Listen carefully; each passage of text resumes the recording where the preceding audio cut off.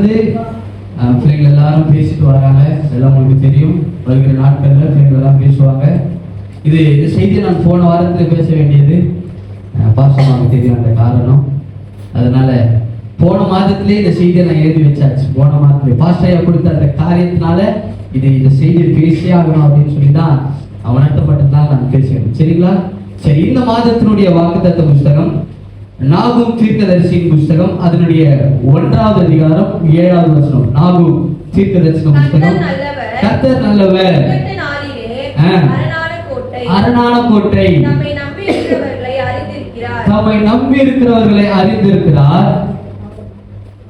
தம்மை நம்பி இருக்கிறவர்களை அறிந்திருக்கிறார். நல்ல கவனிங்க, தம்மை நம்பி இருக்கிறவர்களை அறிந்திருக்கிறார். இங்கிலீஷ்ல இருக்கு ரெஃப்யூஜ் அப்படின்னு இருக்கு இல்லையா? இந்த நாகும் தீர்க்கதரிசி யாரு? இதனுடைய பின்புலம் என்ன?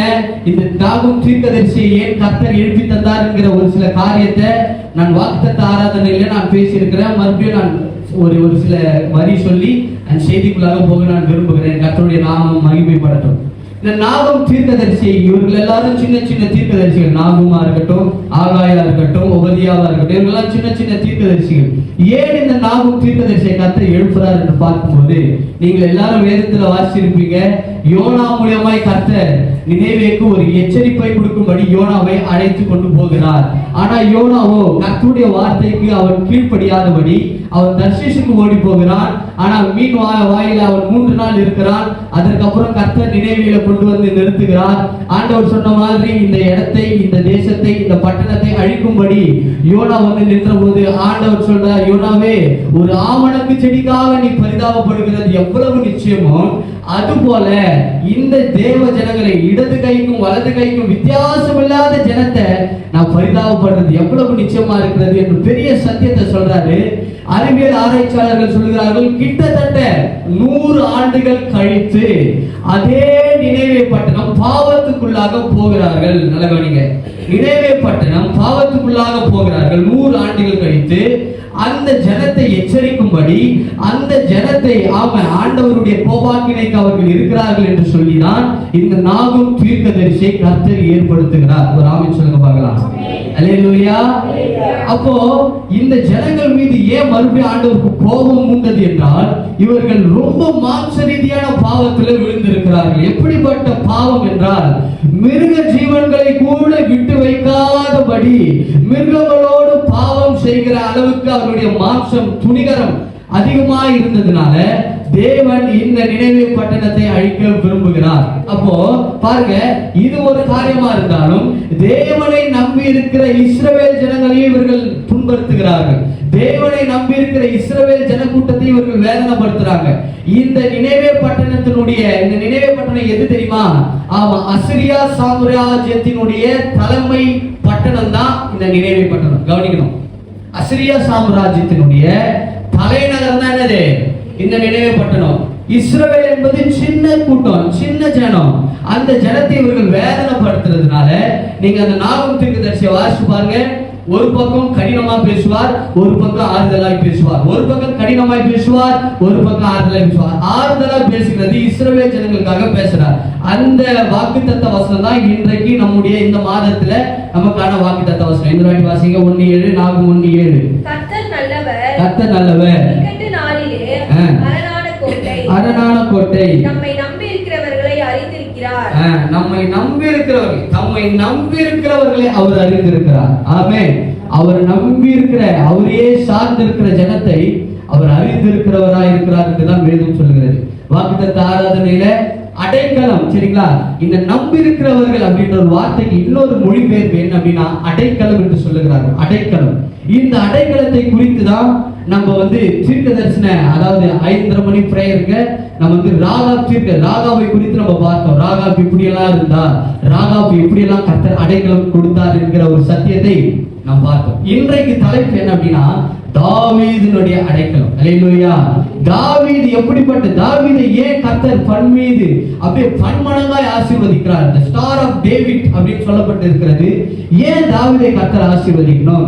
ஏன் தாவீதை கர்த்தர் உயர்த்தணும்? ஏன் தாவீதை கர்த்தர் ஆசீர்வதித்து உயர்த்தி இவ்வளவு மேன்மையா வைக்கணும் அப்படின்ற ஒரு 2 காரியத்தை மாத்திரம் நான் சொல்லி பாஸ்டர் கையில கொடுக்க விரும்புகிறேன். கர்த்தருடைய கர்த்தருடைய நாமம் மகிமைப்படட்டும். 1 சாமுவேலின் புஸ்தகம் வாசிங்க பார்க்கலாம். 1 சாமுவேல் 30வது அதிகாரம் அதனுடைய 26வது வசனத்தை வாசிங்க பார்க்கலாம். 1 சாமுவேல் 30வது அதிகாரம் அதனுடைய 26வது வசனம். 1 சாமுவேல் 30:26.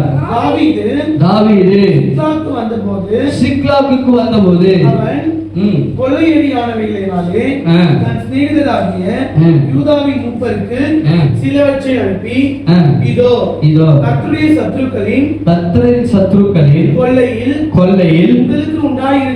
உங்களுக்கு உண்டாயிருக்கும் ஆசீர்வாத பாகம் என்று சொன்னான். அப்புறம் வாசிங்க. யார் யாருக்கு அனுப்பினான் என்றால் பெத்தேலில் இருக்கிறவர்களுக்கும். போதும். முதலாவது பெத்தேலில் இருக்கிறவர்களுக்கும். நல்ல கவனிங்க. தாவீது ஒரு ஆடு மேய்ப்பன்.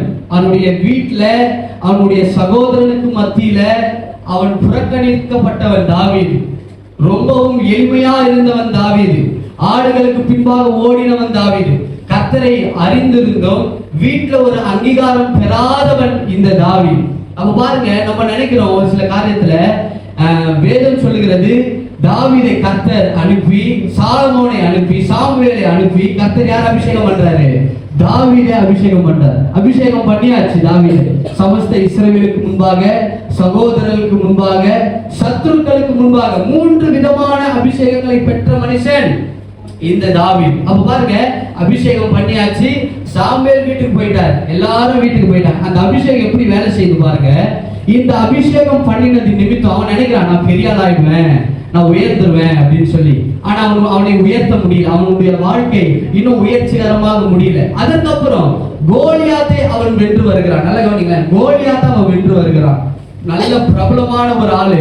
அவன் பெலிஸ்தியர்லயே ஒரு பெரிய கொம்பான ஒரு ஆளு. அவனை ஜெயித்து பெலிஸ்தியருக்கு முன்பாக இயேசு கர்த்தரே தெய்வம் என்று ஒரு பெரிய ஜெயத்தை எடுக்கிறான் தாவீது. அப்பவும் அவனுடைய வாழ்க்கையில இளைப்பாறுதல் என்பது இல்லை. 3வது, சவுலுடைய மகளையே திருமணம் செய்கிறான் தாவீது. பெரிய குடும்பம், ராஜரீகமான குடும்பம், நல்ல ஒரு பணம் பலம் படைத்த குடும்பத்துல பொண்ணு எடுக்கிறான். அப்ப அவனுடைய இளைப்பாறுதல் முடியும் அப்படின்னு பார்த்தா அவனுடைய இளைப்பாறுதல் அப்ப என்னாகல, முடியல. அதற்கப்புறம் தான் அவனுக்கு வேதனையாவே அதிகமா இருக்கு. ஏன்னா சொந்த மாமனா இருக்கிற சவுலே அவனை துரத்தி கொண்டே வருகிறான். இன்னைக்கு நான் சொல்றேன், நீங்க நினைக்கிறீங்களா இந்த வேலை கிடைச்சா இன்னைக்கு நான் நல்லா இருப்பேன் பிரதர், இந்த சம்பள உயர்வு கொஞ்சம் அதிகமா கொடுத்துட்டா கர்த்தரை நான் பாதுகாத்துருவேன், கொஞ்சம் நல்லா இருக்கும், இந்த இடத்துல எனக்கு கொஞ்சம் காசு வர வேண்டியது இருக்கும். இல்ல நான் சொல்லுவேன், அது நிமித்தம் உங்களுக்கு இளைப்பாறுதல் இல்ல, கர்த்தர் உங்களுக்கு கொடுக்கிறது தான் ஒரு இளைப்பாறுதல். ஒரு ஆமென் சொல்லுங்க பார்க்கலாம். ஆண்டவர் தான் உங்களுக்கு இளைப்பாறுதலை கொடுக்க முடியும். பணம் உங்களுக்கு இளைப்பாறுதலை கொடுக்க முடியாது. பதவி உங்களுக்கு இளைப்பாறுதலை கொடுக்க முடியாது. உயர்வு உங்களுக்கு இளைப்பாறுதல் என்ன பண்ண முடியாது, கொடுக்க முடியாது. இது எல்லாவற்றையும் பெற்றவன் தாவீது. ஆனா அவனுக்கு என்ன இல்ல, இளைப்பாறுதல் இல்லை. அப்ப ஆண்டவர் சொல்றாரு, தாவீதே நீ இவ்வளவு காரியங்கள், இவ்வளவு அபிஷேகம் எல்லாம் பெற்றாச்சு, நீ இவ்வளவு காரியத்துல நீ ஓடுகிறாய். உன்னுடைய மாமனா இருக்கிற சவுல் தேசத்தை பார்க்காதபடி உன்னையே துரத்தி கொண்டு வரான். அதனால நீ என்ன பண்ணு அப்படின்னா, கர்த்தர் என்ன சொல்றாருன்னா, இஸ்ரவேலுக்கு விரோதமாய் ஒரு சில தேசங்கள் இருக்கும் இல்லையா, மோவாபியர்கள், அம்மோனியர்கள், பெலிஸ்தியர்கள் இல்லையா, ஒவ்வொரு காரியங்களும் இஸ்ரவேல் ஜனங்களுக்கு விரோதமா இருக்கிற ஜனங்களை நீ என்ன பண்ணு, நீ போய் யுத்தத்துக்கு போ, நீ யுத்தம் பண்ணு. ஆமா, ஏன்னா தாவீது கூட வந்தவர்கள் 400 பேர் என்று வேதம் சொல்லுகிறது. எத்தனை பேர் வந்தாங்க தாவீது கூட? 400 பேர். நல்லா கவனிக்கணும், 400 பேர் வராங்க. இந்த 400 பேரும் திக்கற்றவர்கள், அனாதைகள், பலவீனம் இல்லாதவர்கள், ஒண்ணுத்துக்குமே பிரயோஜனம் இல்லாத ஆட்கள். யார் கூட வரா? தாவீது கூட வரா. ராஜ்யம் யார்கிட்ட இருக்கானா? சவுல் கிட்ட இருக்கு.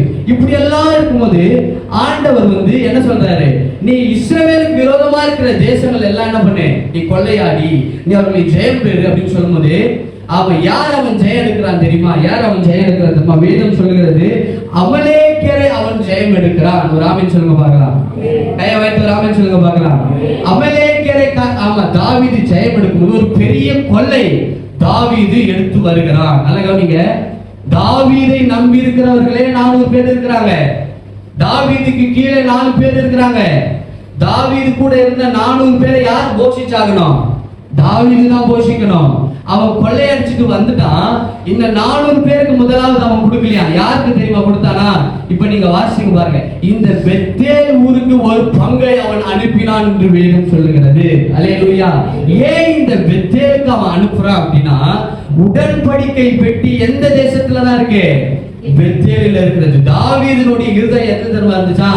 ஆண்டவருடைய ராஜ்யத்தை கட்டும்படி, ஆண்டவருடைய ராஜ்யத்தை நிலைநாட்டும்படி, ஆண்டவருடைய ராஜ்யத்தை ஏதாவது செய்யணும் அப்படின்னு சொல்லிதான் அவனுடைய எண்ணம் இருந்ததுனால ஒரு பெரிய தொகையை எதுக்கு கொடுக்கிறான்? பெத்தேலுக்கு கொடுக்கிறான். எந்த தேசத்துக்கு கொடுக்கிறான் சொல்லுங்க பார்க்கலாம். பெத்தேலுக்கு கொடுக்கிறான். எந்த தேசத்துக்கு கொடுக்கிறான்? பெத்தேலுக்கு கொடுக்கிறான். தாவீது என்ன பண்றானா? பெத்தேலுக்கு கொடுக்கிறான். அப்போ பெத்தேலுக்கு கொடுக்கும்போது தாவீது, நான் நினைக்கிறேன் தாவீது அதை தட்டி கழிச்சு இருக்கலாம். ஏன்னா ராஜாவை யார் இருக்கிறா? சவுல் இருக்கிறா. ஜனங்கள் எல்லாரும் யாருக்கு வரி கட்டுறாங்க? சவுலுக்காக தான் வரி கட்டுகிறார்கள். அப்ப தாவீது சொல்லி இருக்கலாம் இல்லையா, சவுல் தானே ராஜாவா இருக்கிறாரு, சவுல் தானே எல்லா வித உடைமைகளையும் வச்சிருக்கிறாரு, அவருடைய கஜானா தானே நிரம்பி வழியுது, நான் ஏன் கொடுக்கணும்னு சொல்லி இருக்கலாம். இல்ல, அவனுடைய ஆட்டிடியூட், தாவீதுடைய மனப்பான்மை பாருங்க, என் தெய்வத்திற்காக நான் என்ன பண்ணணும்? கொடுக்கணும். அல்லேலூயா. என் தெய்வத்துக்காக நான் கொடுக்கணும். உகந்து கொடுக்கிறான், உகந்து கொடுக்கிறான். கர்த்தர் அவனை எப்படி வாழ்த்தினார் தெரியுமா? அவனுக்கு எப்படிப்பட்ட வீட்டை கொடுத்தாரா? மச்சு கேதுரு மரங்களால் நிறைந்த மச்சுப்பாப்பட்ட வீட்டை கர்த்தர் கொடுத்தார். அவர் ஆமென் சொல்லுங்க பார்க்கலாம். கொடுத்தது நிமித்தம் என்ன கொடுத்தார் ஆண்டவர்? கேதுரு மரங்களினால செய்யப்பட்ட மச்சுப்பா நிறைந்த வீடை கர்த்தர் கொடுக்கிறார். இவன் கொடுத்ததுனால நம்ம வாசிக்கிறோம் இல்லையா, சாலமோன் இவ்வளவு காரியங்கள் இருக்கு, சாலமோன் இவ்வளவு ஐஸ்வர்யவானா இருக்கிறானே, சாலமோனை போல ஒரு ராஜா இருந்தது இல்லையே, இவ்வளவு செல்வங்கள், எல்லாவித ஆஸ்திகள், எல்லாவித உடைமைகளும் வச்சிருக்கானே, எப்படி? தாவீது சம்பாதித்து வைத்தது. ஒரு ஆமென் சொல்லுங்க பார்க்கலாம். சத்தவர் அல்லேலூயா சொல்லுங்க பார்க்கலாம். தாவீது சம்பாதித்து வைத்தது. வேதம் சொல்கிறது, தாவீது ஆண்டவருடைய ஆலயத்துக்கு எவ்வளவு கொடுத்தானா தெரியுமா? 1000 தாலந்து. அல்லேலூயா. 1000 தாலந்துன்னா எவ்வளவு? 1000 தாலந்துன்னா எவ்வளவு தெரியுமா? ஒரு தாலந்து ஈக்குவல் டு 35 லட்சம். சொல்லுங்க பார்க்கலாம். ஒரு தாலந்து எவ்வளவு? வேதம் சொல்லுகிறது 1000 தாலந்து பொன்னை கர்த்தர் தாவீது கர்த்தருடைய ஆலயத்துக்கு கொடுத்தார். அப்போ 1000 × 35 லட்சம் கிலோ தங்கத்தை கொடுத்தார் ஆண்டவருக்கு. அல்லேலூயா சொல்லுங்க பார்க்கலாம். 35 கிலோ இல்ல, 35 லட்சம் கிலோ தங்கங்களை தாவீது கொடுத்தார் ஆண்டவருக்கு.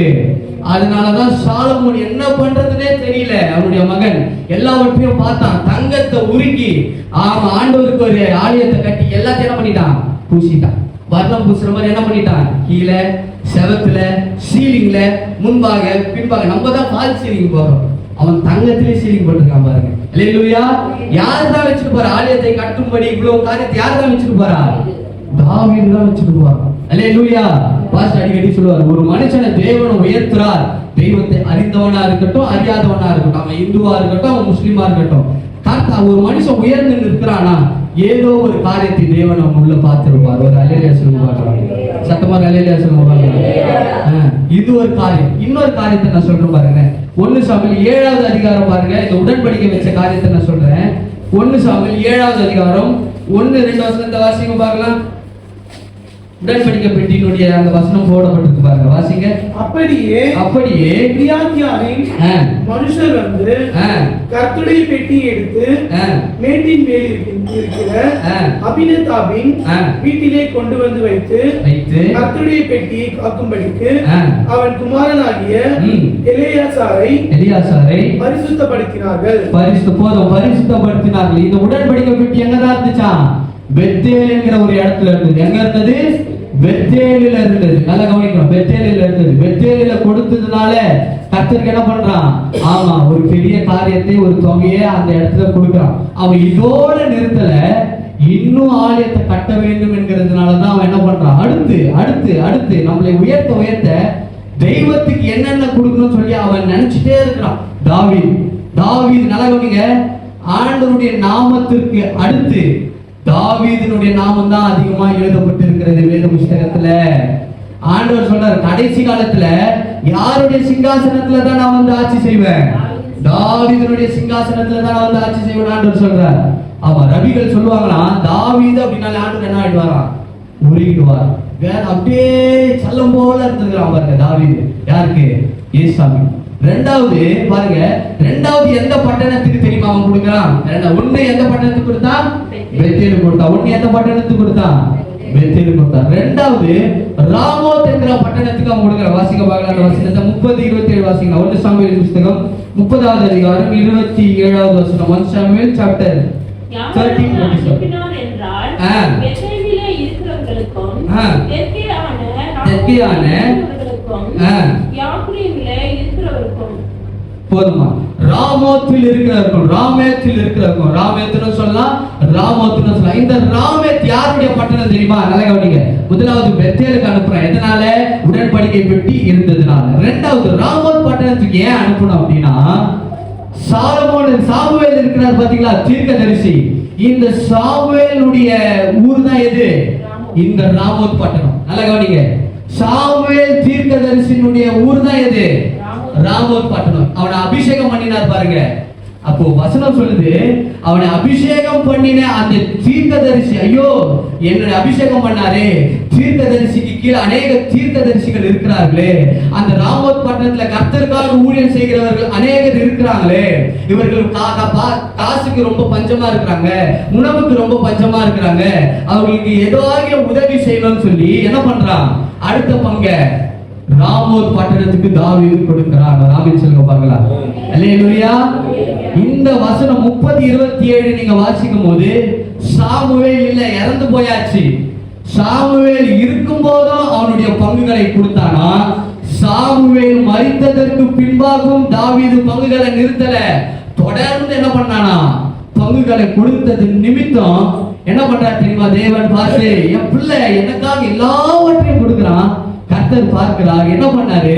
சாமுவேல் மீது இருந்த தீர்க்கதரிசன வரத்தை கர்த்தர் தாவீது மீது வைத்து விட்டார். ஒரு அல்லேலூயா சொல்லுங்க பார்க்கலாம். சாமுவேல் மீது இருந்த தீர்க்கதரிசன வரம் சாதாரண ஆள் கிடையாது. சாமுவேல் இஸ்ரவேல்ல முதல் ராஜாவா இருந்த சவுலை அபிஷேகம் பண்ணினது சாமுவேல் இல்லையா? பெரிய ஆளுங்க சாமுவேல், சாதாரண ஆள் கிடையாது. அவருக்கு கீழே இருக்கிற ப்ராஃபிட்ஸ் அநேகர் இருக்கிறாங்க, தீர்க்கதரிசிகள். அவர் மீது வச்சிருந்த அபிஷேகத்தை யார் மேல வச்சார்? ஆண்டவரே தாவீது மீது வைத்து. அல்லேலூயா. கொடுக்க ஆமென். கொடுக்க கர்த்தர் எப்படி ஆசீர்வதிக்கிறார் பாருங்க. வசனம்னா அநேக நான் கோட் பண்ணி காட்ட முடியும், நேரம் இல்லாததுனால. கொடுக்க தான் ஆசீர்வாதம், கொடுக்க தான் உயர்வு, கொடுக்க தான் மேன்மை. நம்ம சபையிலேயே 3 வருஷமா தான் நம்ம என்ன பண்றோம்? காணிக்கை என்ன பண்றோம்? கொடுக்கணும் இல்லையா? நான் ஒரே ஒரு காரியம் சொல்லி நான் பாஸ்டர் கொடுக்குறேன். கர்த்தருடைய நாமம் மகிமைப்படணும். நம்ம தசம பாகம் என்பது கொடுக்கிறோம் இல்லையா?